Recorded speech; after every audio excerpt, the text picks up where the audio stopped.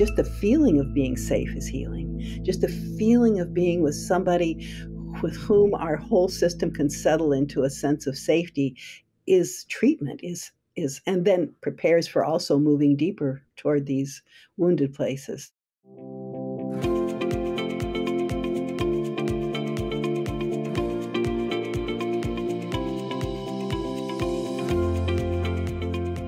Bonnie, welcome to the show.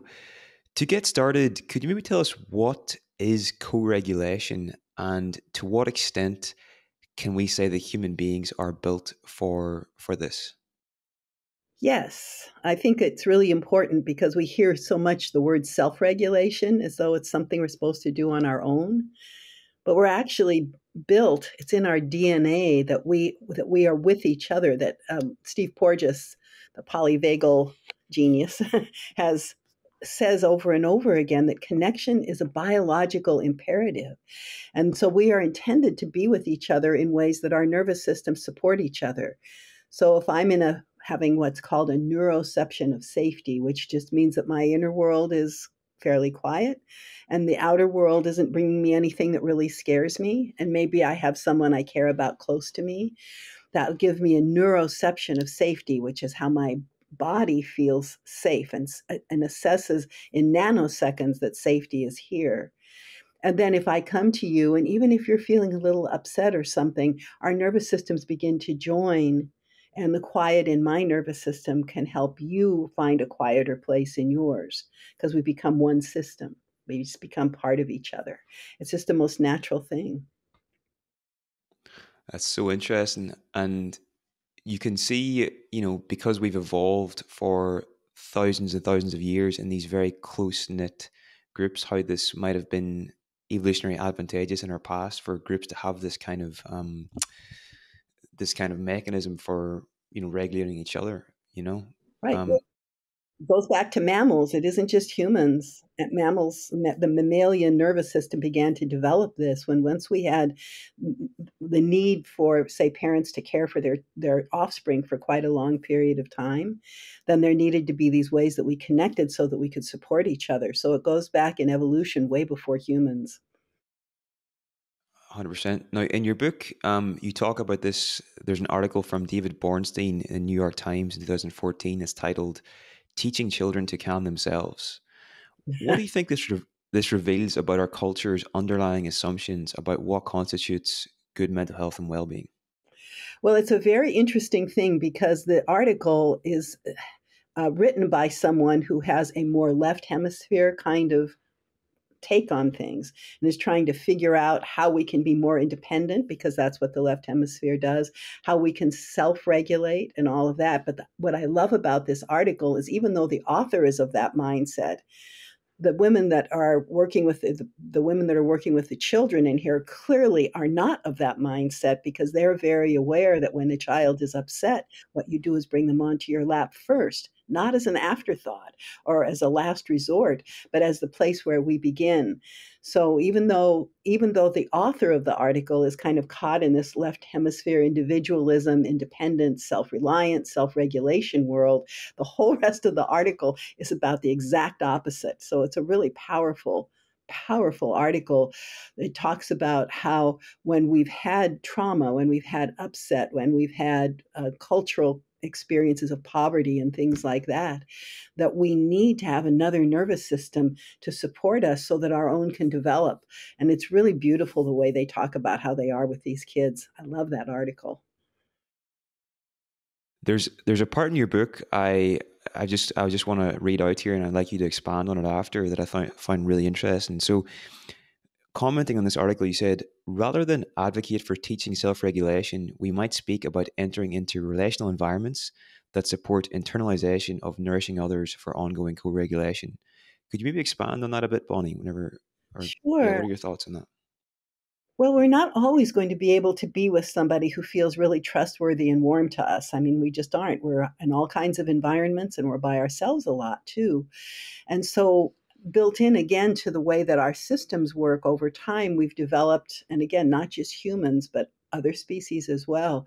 We have developed the capacity to take in others and have them become part of us through the mirror neuron system, which is connected also to all this resonance circuitry. And now, in just the last, I don't know, year or two, we have found actual neural cells that's encoding my experience and also cells that are encoding your experience. So we know for sure, we can see in the brain how we bring others in and make them part of us. So if I have a lot of really warm, connected experiences with you, you gradually become part of me internally and then continue to support this sense of safety and goodness inside of me. So it's an absolutely, again, such a, if connection is this biological imperative, how wise of our system to bring others in that help us do this, that help us stay in this calmer state. So if I'm feeling upset, or let's say I'm with a client, I'm with a person I'm working with, and something they're talking about begins to touch me, and I begin to feel some anxiety, let's say, or something in my own system, not just resonating from theirs, but of my own, I can turn my mind to the people who I've most deeply internalized and call on them inside myself and can feel myself settle, because they are the ones that have helped my nervous system learn how to settle. It's lovely. It's so interesting, and we're going to dive deeper into it in a few minutes. But I want to ask a few more things about co-regulation before we get going. So you mentioned Stephen Porges and polyvagal theory earlier. To what extent can we say that in therapy or generally in human life that safety is the treatment? Oh, I think it's true. I mean, I think that statement by Steve is so powerful, because once our system is able to settle into safety, we can move toward vulnerability, and then we can begin to touch the places inside that are wounded, and they can begin to be bathed by the care of another. So the safety is the absolute foundation. And since if we've had trauma, we haven't felt safe. Just the feeling of being safe is healing. Just the feeling of being with somebody with whom our whole system can settle into a sense of safety is treatment, and then prepares for also moving deeper toward these wounded places. So I think it's absolutely true. I actually wrote a chapter in a book about polyvagal theory, and that's the title of it. Safety is, yeah, And Stephen wrote the foreword for your book as well. What's the title again? the heart of trauma. The heart of trauma. Yep. So that's a really interesting view. I've never heard that before. That safety allows for vulnerability, and then vulnerability is the place where the healing can take place. But you can't have the vulnerability or the healing without the safety first. No, So you it shouldn't. makes perfect sense. Yeah, You know. yeah. We should only become really vulnerable in safe spaces, which involves almost always the presence of another person, but also very quiet environments can help that as well. So there's some flexibility about that. But yes, another person is Steve Porges calls it the passive pathway, meaning that just two people in a ventral state are already healing each other, without doing anything, no protocol, no intervention, nothing. Just that safety is healing both people's system. Very cool. Now, this is obviously a huge assumption that you've really I wouldn't say debunked, but you've really um, you made me question at least this idea of like self-regulation and how we're sort of built to co-regulate. Are there any other major assumptions that our culture has around mental health that you feel that can be quite detrimental to us that we maybe take for granted? Boy, that's a really interesting kind of thing. Yes, I think that one of the it's like we have to back up and talk about some other things to get to this, but our whole culture is based in a more left hemisphere. We got two hemispheres. The right is built for relationship, it's built for connecting, it's built for being with the space between us. The left hemisphere takes what the right brings and categorizes it, and makes it into a kind of a stable platform for manifesting things in the world, for making them actually happen in the world. So they're both really, really important. But when we get locked into the left hemisphere, there's no neural circuitry for relationships. So we're alone. We, inside of ourselves, often probably almost always below conscious awareness, have a sense of fear because we feel completely isolated from others. And that's what gives rise to this sense that being on your own, being an individual, self regulating, self care, all the things that begin with self, is the only way to go, is because if we're locked into the left hemisphere way of feeling the world, there isn't anybody else that's actually able to help us in any meaningful kind of way. We can use other people to get certain things done, but we don't have a sense of companionship. We don't have a sense of connection when we get locked into this left that's focused on goals and tasks and, how do we get to the next success and all those kinds of things. And what is proper behavior and all of that stuff is all left hemisphere stuff, and it leaves us utterly alone. So, one of the characteristics of the left hemisphere is being overly optimistic at the same time that there's also a sense of paranoia and a fear because we aren't meant to be alone, and that's how we feel. And this is the work of Ian McGilchrist and the book The Master and His Emissary, which, along with Steve Porges, those are probably the two people that I feel really ground us in a different way of understanding how to be with each other and what our world needs. Yeah, if anyone's interested in a deeper dive in that, we've recorded another interview together, where we talk more about Ian McGilchrist's work. So that's worth checking out. That's on the YouTube channel. But yeah, that's so interesting that this left hemisphere dominance in our culture leads to this sort of felt sense of what Alan Watts would call of being a skin encapsulated ego, where you just feel cut off from the world around you and everything's separate from you, and you sort of just have this sense that you're on your own and you have to sort of look out for yourself and be maybe overly competitive, so very, very destructive. Now I want to move on to inner community, Bonnie, and can maybe start by telling us what exactly is inner community, and could you tell us about the significance of the phrase from Jacoboni that our neurobiology pits us within each other? Yes. So then we bring in another. I always feel when we're doing these talks, it's like we're bringing these really enormously influential people in with us, whether it's Steve Porges or Ian McGilchrist, and now we bring in Marco Iacoboni, whose work on mirror neurons begins to help us understand how interwoven we are with each other, all of us with each other. So we've talked about co-regulation, but we can also talk about co-dysregulation. If somebody is very, very upset and comes to me and I'm on the edge of being upset, we can join and we begin to co-dysregulate each other. So I mention this because we're taking in everybody around us through mirror neurons and resonant circuitry. And now we know these particular neurons that are encoding my experience and your experience side by side, so that we become these dyads inside. So let's say I'm just having a conversation with a friend, and she's telling me about something that has really upset her. So I am feeling maybe in a really settled place that day, so I'm able to kind of hold her. So I'm having my felt sense experience. But as she's speaking with me and she's feeling this upset, I also have this whole system of mirror neurons and resonance circuitry that are taking her in as well. They're taking in her emotions, her emotional qualities.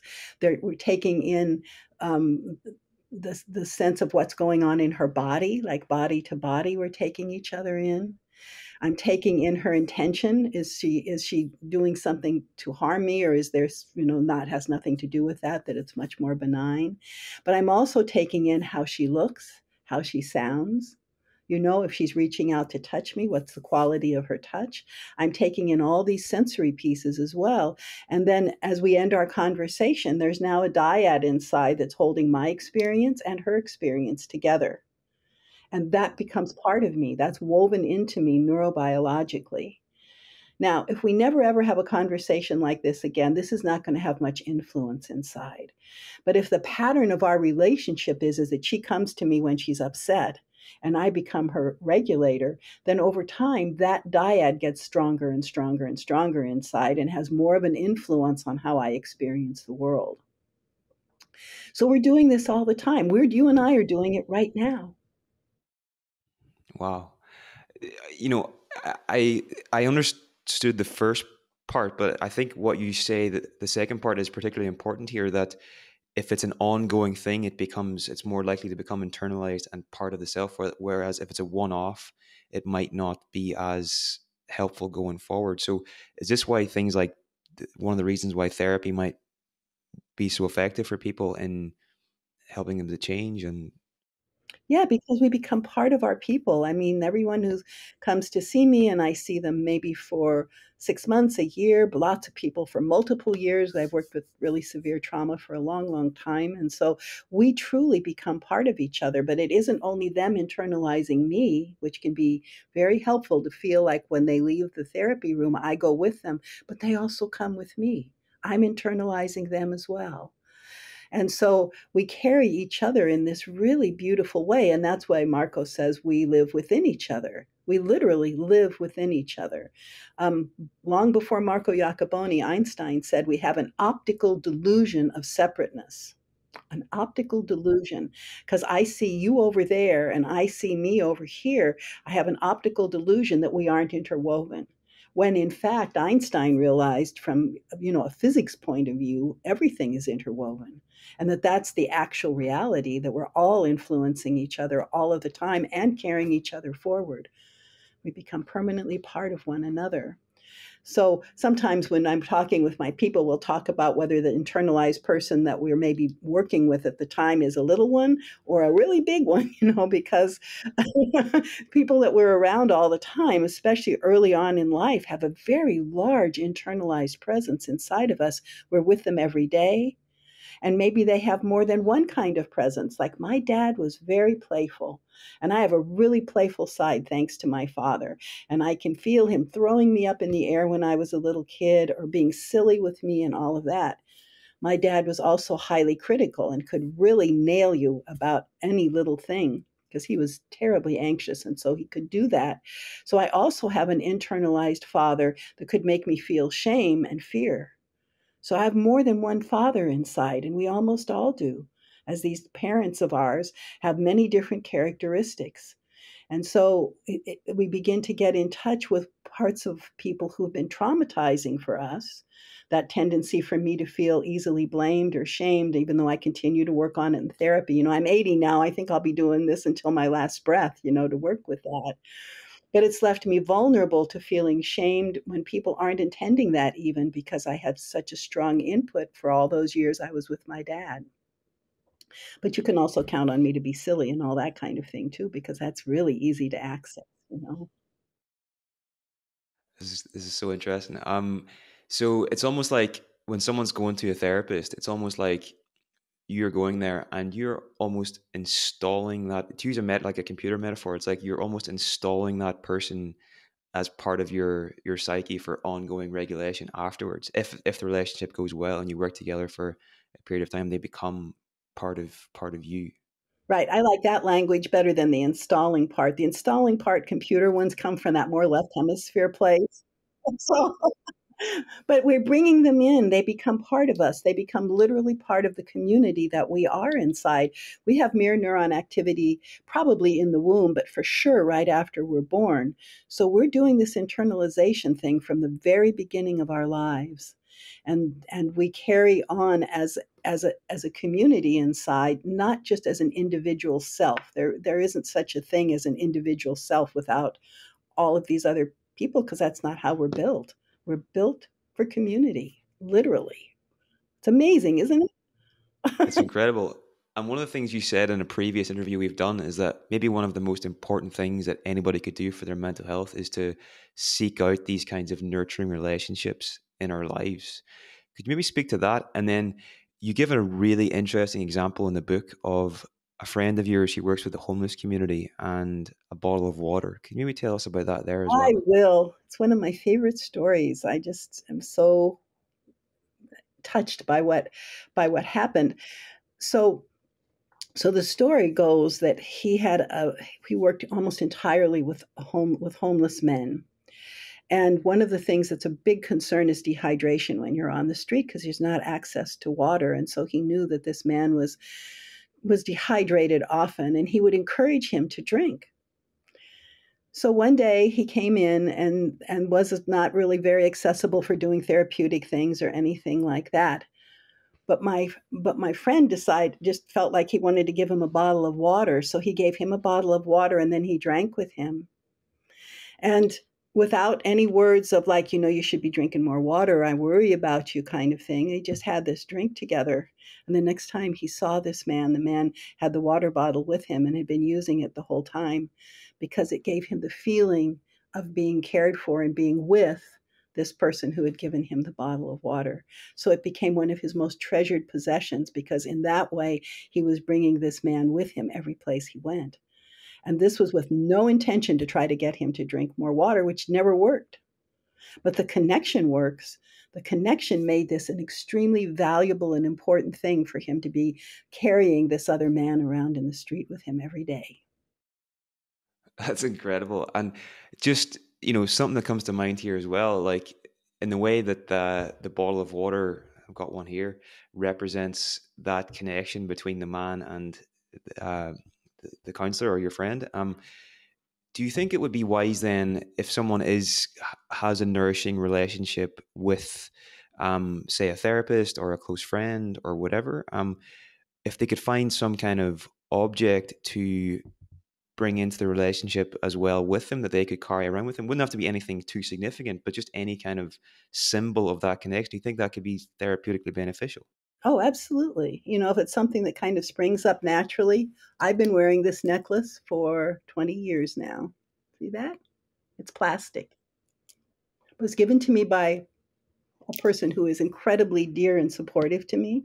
And many times a day, I find my hand, especially if something's going on that feels upsetting, just goes there and touches that. And I feel that presence come. Yeah, very nice. Now, some people aren't real tactile and it isn't so important. Maybe they need something else. Maybe they need a recording of the person's voice that they can listen to.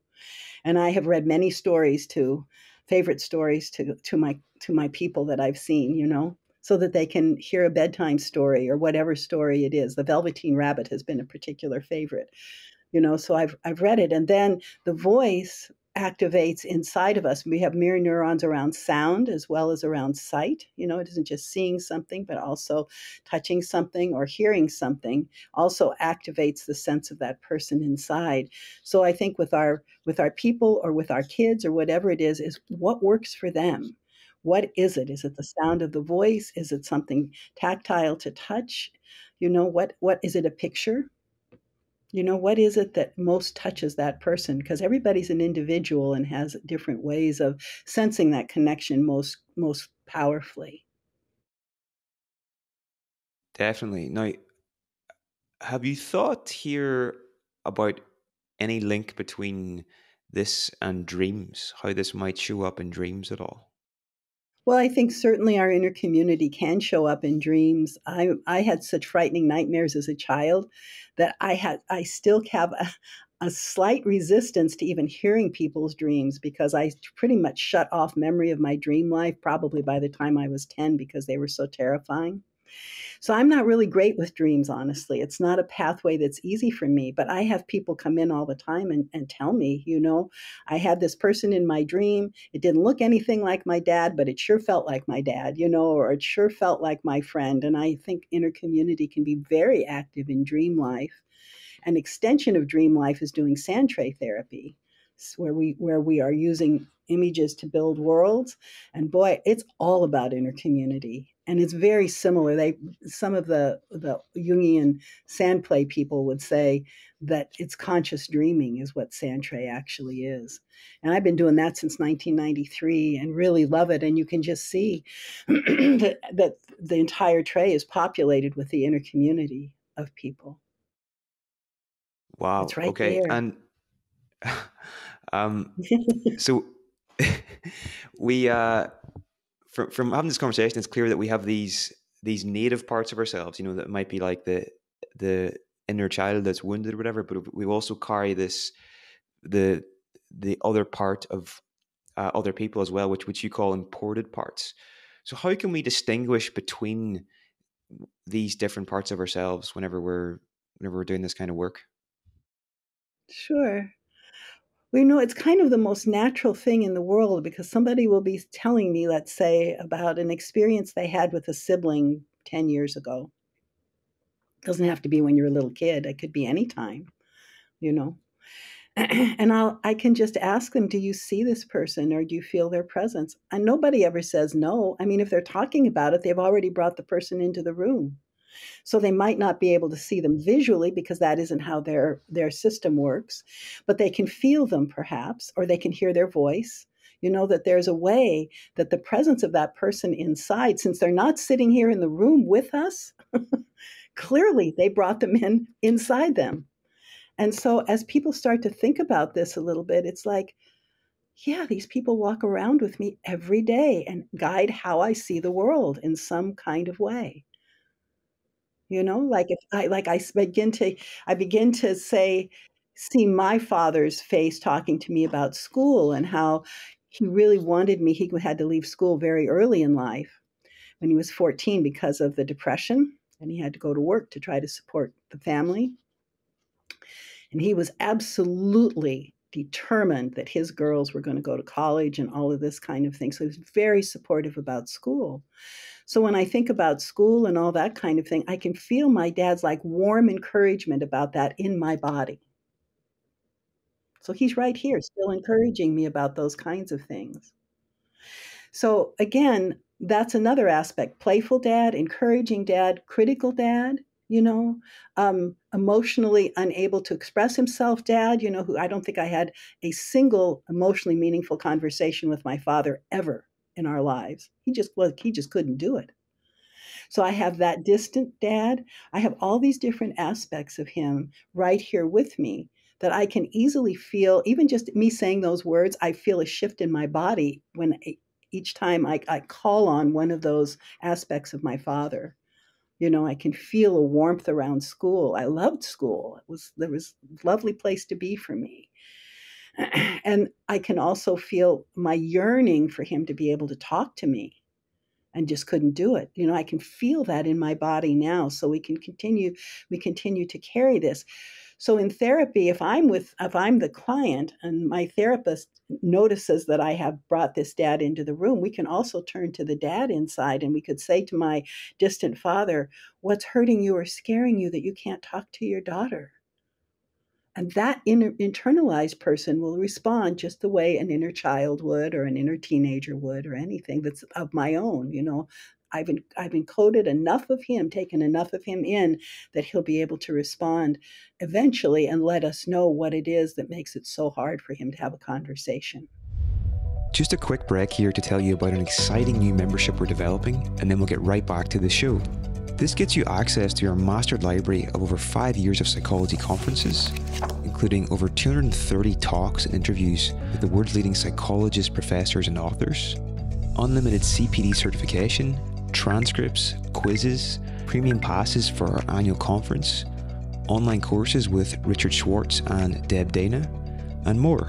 The cost is £97 for 1 year, which breaks down at around 27p per day. The best bit is you can try it out for 30 days completely risk-free, as all orders come with a 100% money-back guarantee. If you're interested, please go to twmembers.com for more information. Wow. This strikes me as like highly, maybe potentially beneficial for, like, let's say I was going to do something that I was anxious about or scared about. Let's say I was going to give a talk or whatever, and there was going to be, it was like a public speaking thing. There was a big crowd there and I was nervous about it. I wonder, like, by recalling experiences that have brought me warmth and safety and connection, by recalling those just before, do you think that is likely to create a greater sense of safety as you go to do that thing you're scared about?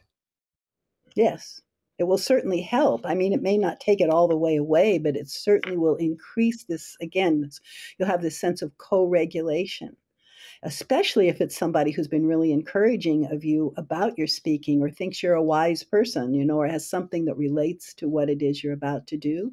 And you can feel that person's presence saying, you're good at this. You know, you're good at this. You have something to offer in this area. Because we also maybe have experiences inside where we were scared and we, you know, could hardly speak and didn't do a very good job and all that. We've also got those experiences inside too.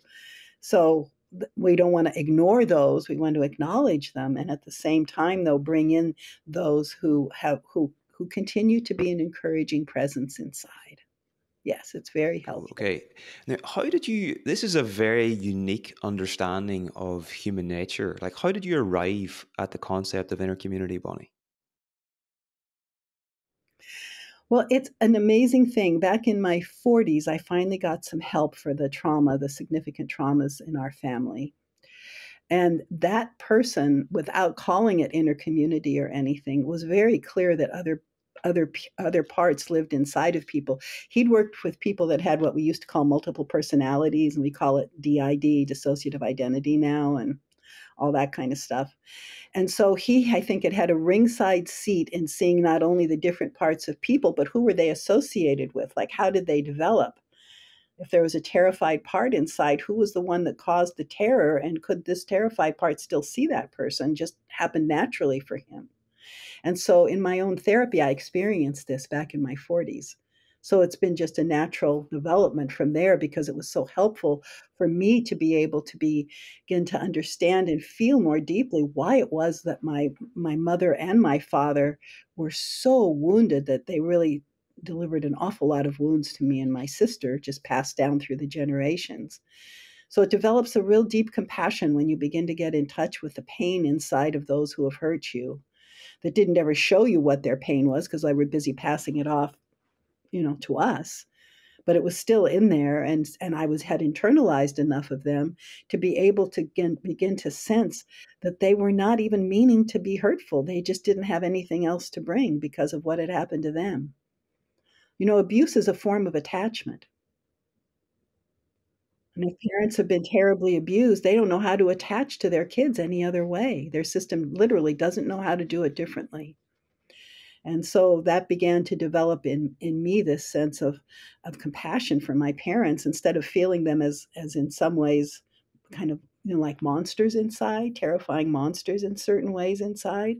I began to feel a much softer sense of them. So literally those internalized parents are healing in me, even though my outer parents have been, were in no way interested in healing at all.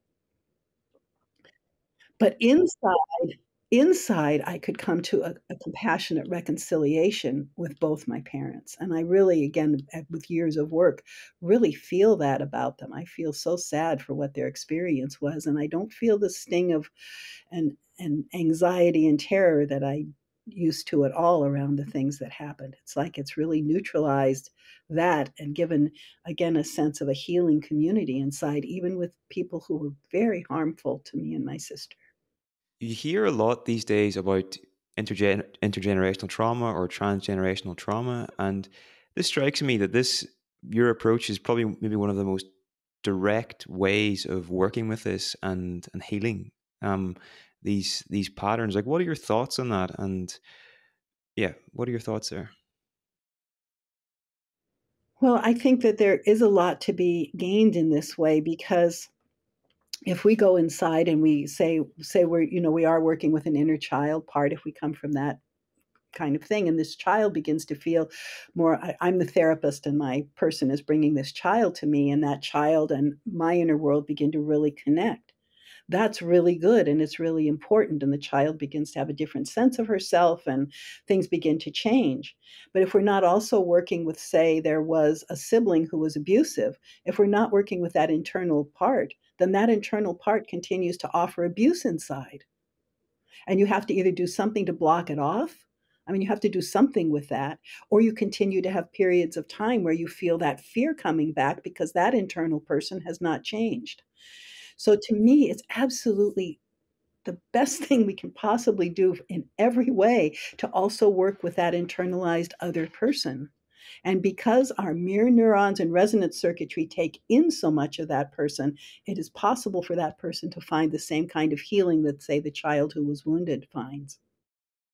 So for someone listening to this, that's like kind of they're they're sold on the concept of inner community. They're interested enough to sort of start exploring this. Like, what are some of the most effective ways that someone can begin to understand and get to know their own inner community? Well, I think, as we talked about at the very beginning, this having a neuroception of safety with another person coming together with somebody. It does not have to be a therapist. If you have two people who are really interested in this and want to explore it together, then one can be the listener while the other person begins to explore and kind of hold a safe, open, non judgmental state. So, what makes you safe for me is if you come to me and you want to just listen to me and take me in and not fix me, not make suggestions, but really just offer a safe space where I can be held and heard.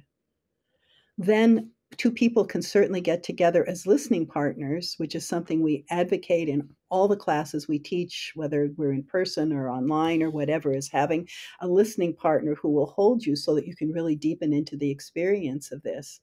And then you can just begin to ask, who is there inside? Or you could say, maybe you want to explore your experience with dad. Where are all the parts of my father? And then be open inside your own self in the embrace of another who feels safe to you to begin to say, oh, there's my playful dad. Oh, now I feel this tightness in my belly. And there's my dad who was critical with me, you know, this kind of thing.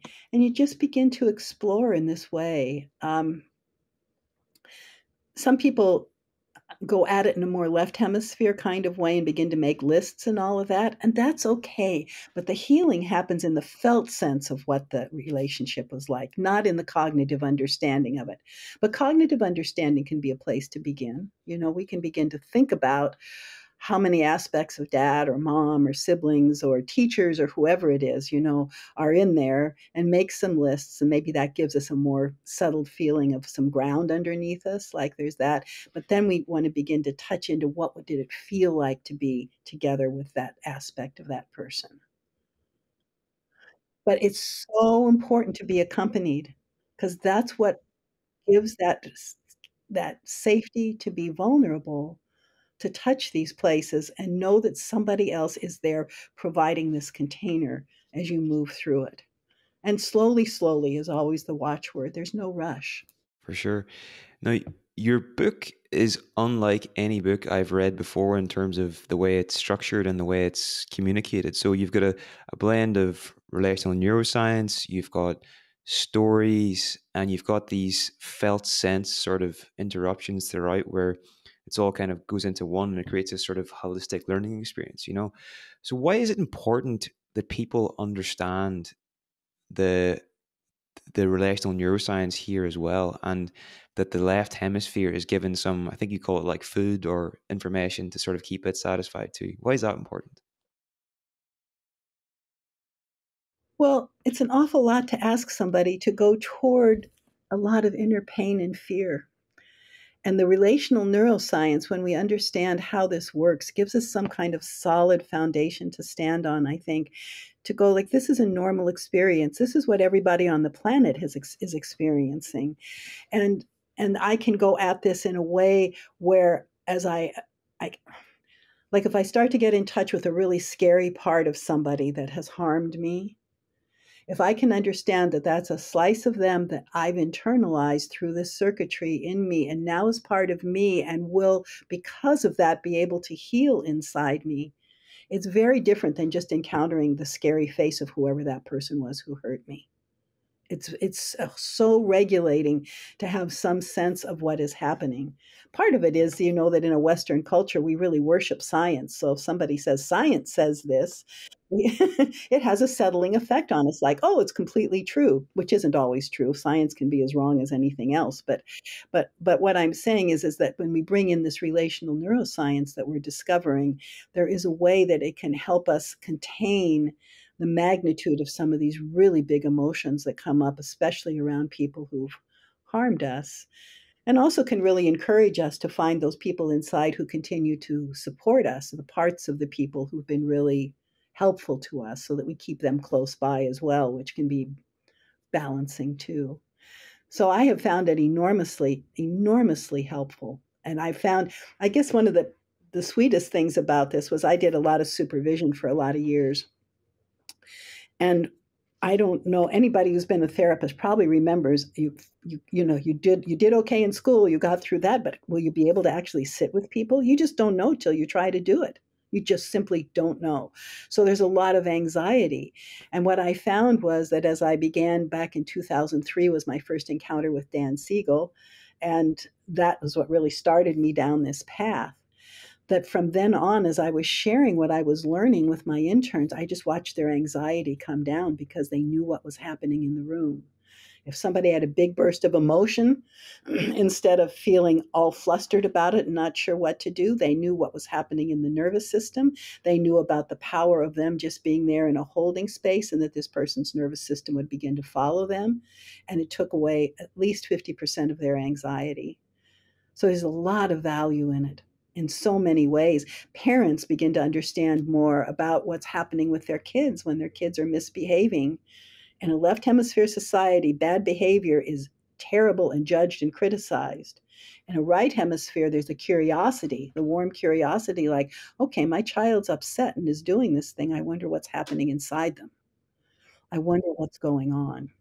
And so it's applicable in business, it's applicable, it might even be applicable somewhere in our government, which is completely crazy at this point. If we could understand these things and begin to bring them, to bear, to really bear fruit, where we're actually living like this with this kind of curiosity about what's going on for this person, that they're doing whatever they're doing. It seems that if you hold this basic paradigm of people, that it would lead to a tremendous amount of both curiosity and compassion, because you realize when someone is behaving in a certain way, it's probably because of some younger wounded part, and maybe a part they've internalized from a parent or someone that's hurt them as well, you know?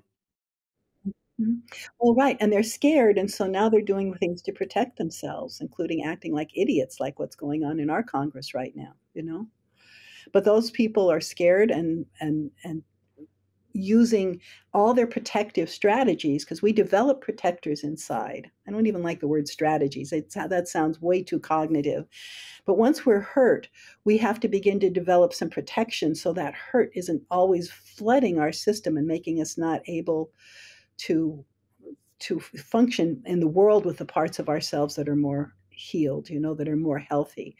So we develop these protections, and they can be anything from anger to something like, if you're an introvert like me, like reading, like when in doubt, go inside a book kind of thing, that's a protection. Food, drugs, any kind of addiction, all those things are protection against the pain and fear that we're carrying.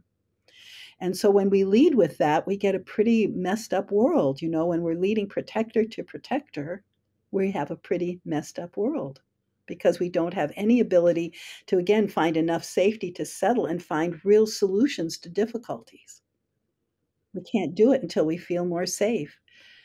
So again, because of what I do, what I've done for a living, for me, it's on a person to person basis. It's a one on kind of thing, or families, but small groups.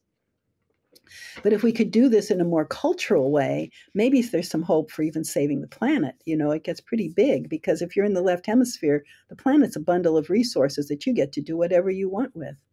And if you're in the right hemisphere, with the support of the left, you feel the sadness of what's going on, because you can feel your interconnectedness with the trees, with the earth, with the waters of the earth, and all of that kind of thing.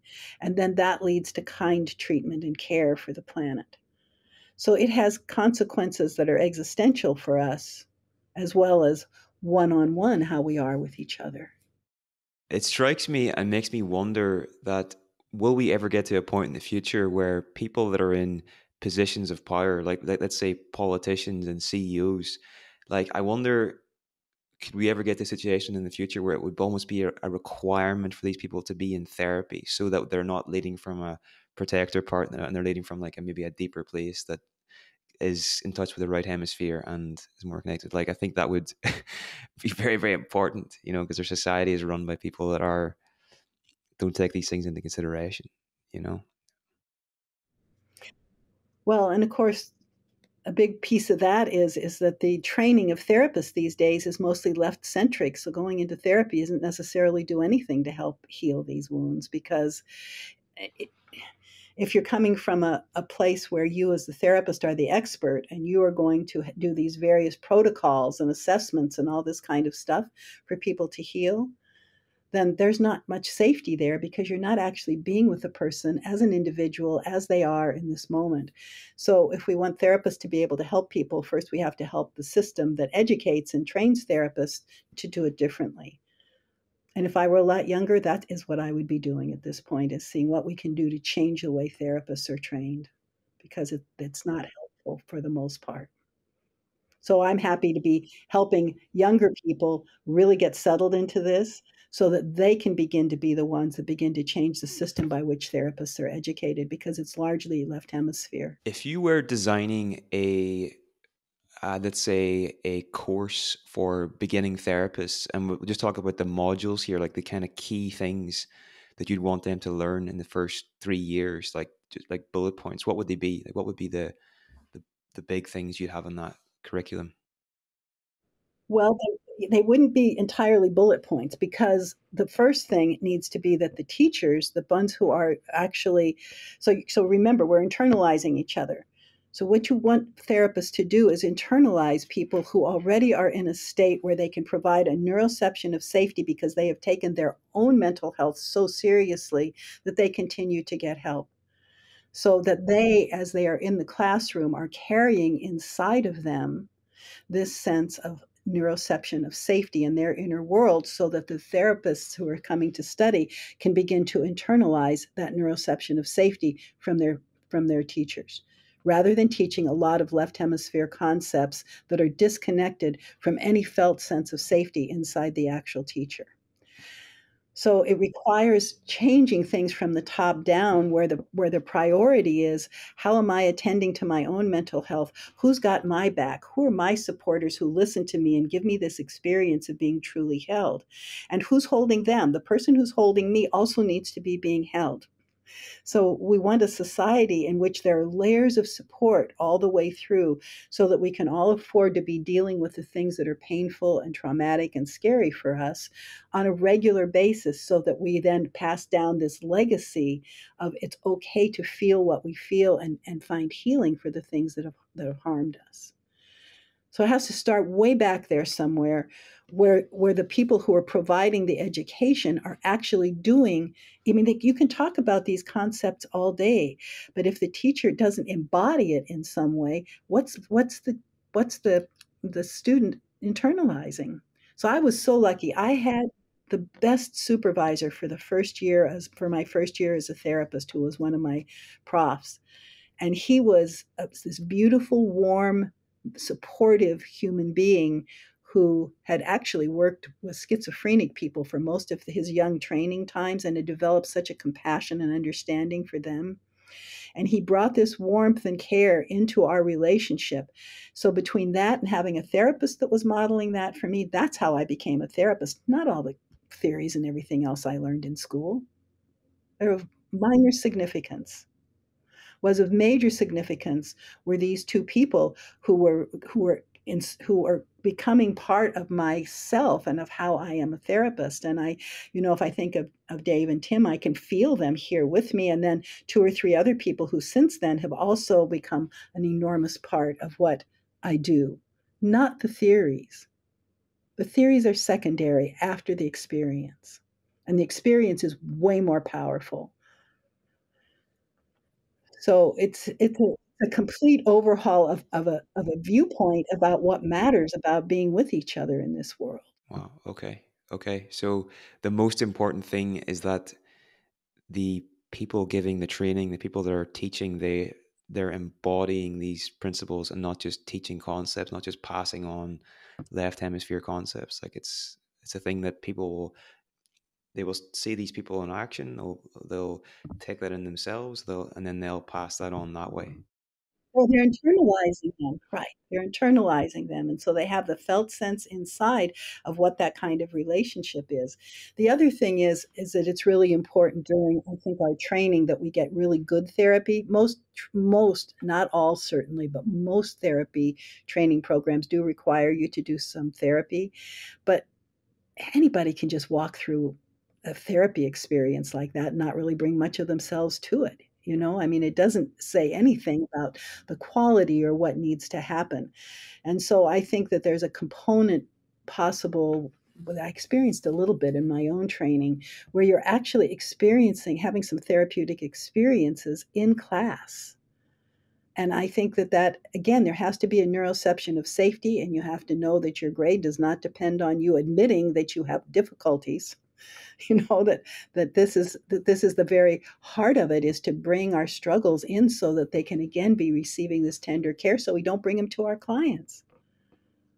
It's all upside down and backwards right now, and I hope it will change. Yeah, I hope it will change. But I'm not going to be the one who does the changing. But again, I have people that I've been working with for years that are young enough so that they may be part of what will change. So that's exciting. Now, in the book, you've a chapter titled "Radical Inclusiveness." So, what does this mean, and how can this help us heal our inner community? Yeah, it's that this we have a tendency, and again, this comes from the left hemisphere and also from all our training in this culture, that we have parts of ourselves that are well or sick, or we have parts of ourselves that are good or bad. You know, all this judgment, that's all left hemisphere kinds of things.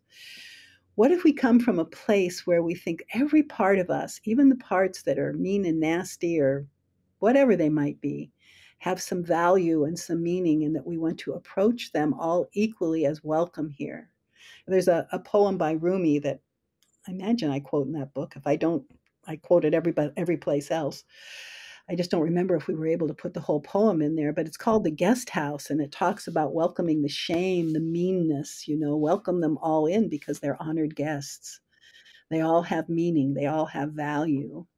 So we work with that. We're never going to be perfect at it. There's always going to be, I'm sure for me, parts of myself that I go, ugh, not again, you know, and then I try to back up and say, okay, that part of me that is having this really critical voice about something, why do you need to be here? How are you trying to protect me? So this welcoming from the stance that every part of us, even the ones we like the least, are here for a very good and important reason. And what if we do open our heart and our mind and our bodies to feel what that part is like, and listen, begin to listen to every part inside about why they're necessary. And it's been really important with working with people who have done some pretty horrible things. I've worked with people who have committed murder. I've worked with people who've done domestic violence. I've worked with therapists who've had horrible ethical violations and all of this. And when we approach those parts that have done these things with the sense that in that moment it felt like the only pathway for your system, could we be with that part and let that part begin to share with us what that was about for them so that it can heal? And it isn't to say, oh, what you did is okay. That's not the point.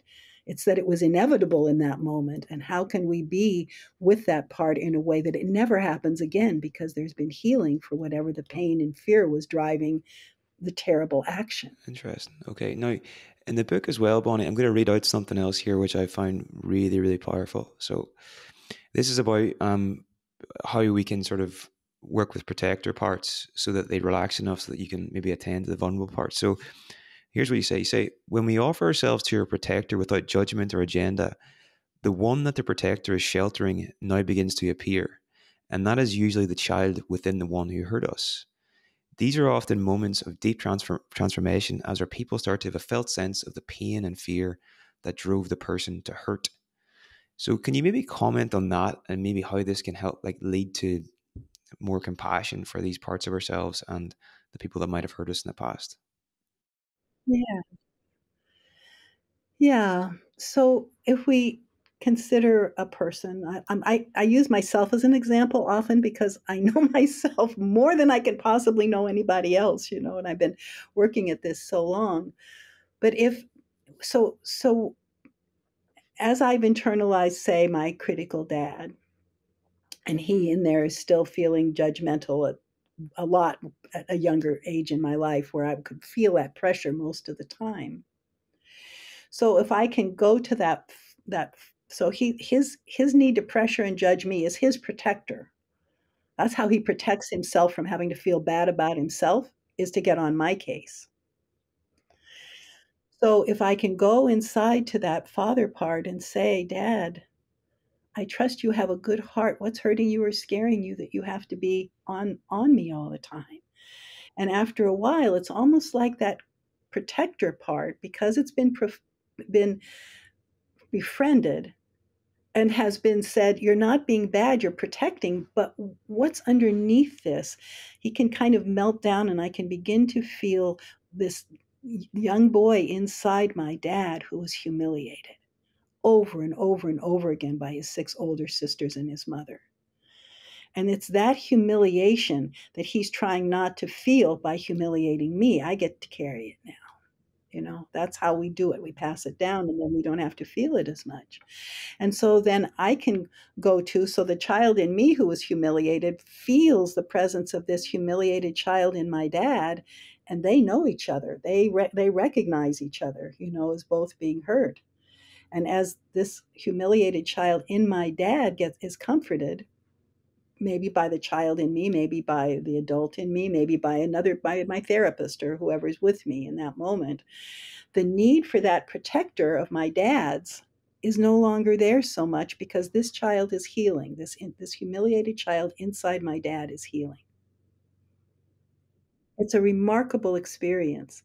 And in those moments, there develops kind of an overall sense inside of me of such a compassion for my dad, instead of fear of this person who's going to chew me out. It makes it makes perfect sense. And I'm just wondering, in this sort of way of understanding human nature, Bonnie, in IFS we have things like the self. In schema therapy, you have I think it's healthy adult mode. Is there an emphasis in your approach on strengthening that sort of wise adult self as well, so that we can relate to these wounded parts and these imported parts as well? Maybe indirectly, but I think for me, the strengthening comes because we're being companionable with each other. It's the internalization where I'm carrying you, and you're carrying me as as a companion, that seems to be the thing that strengthens the overall sense that things are safe inside, that things can change inside, that there is value in every part inside. If they're internalizing that from me, which I got to internalize from those who helped me, which who knows where they got it. Where did they get that experience? But it's been this intergenerational healing exchange is happening all the way up through, again, generations in one way or another. And so then the parts inside begin to all feel cared for and received and more open to healing. So I don't think very much about like a separate wise self. It just has never presented itself to me that way. It's like the whole system is becoming more caring and more compassionate toward each other, and that the taking in of others who see us that way and hold us is begins to be these wise self-feeling places inside, and that there isn't a separate wise self, because this can lead again to that sense of there's supposed to be self-regulation instead of instead of community.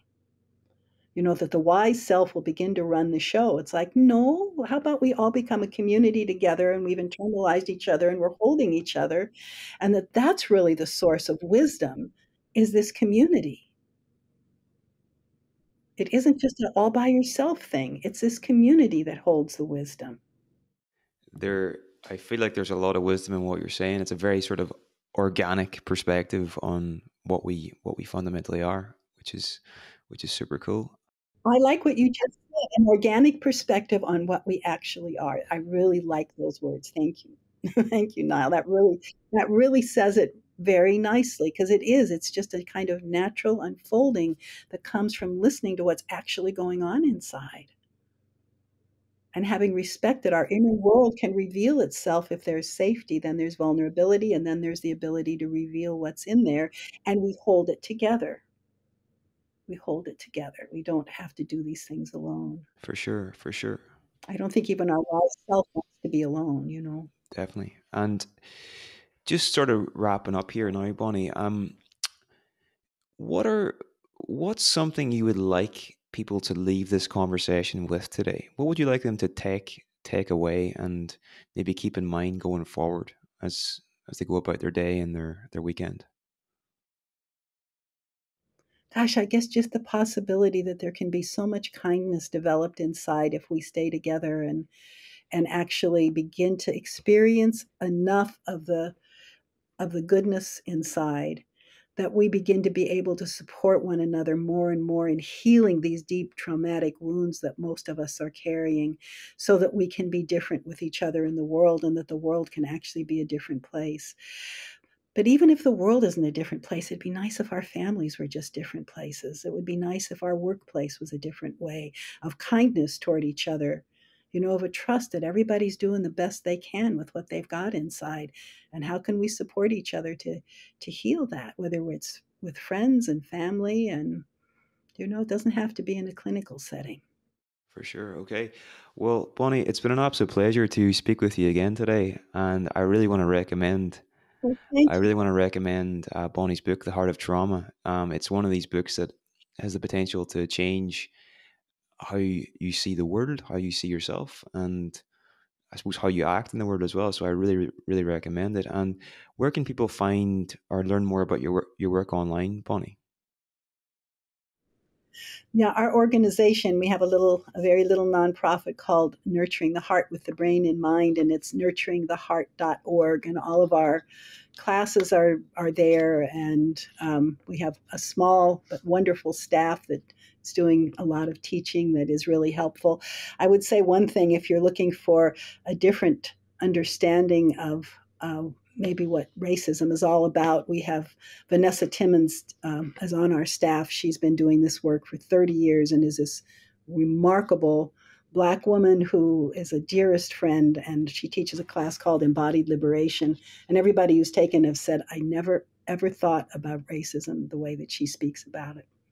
So I especially want to recommend that because we feel so lucky to have Vanessa with us. Thank you for listening, and I hope you enjoyed the show.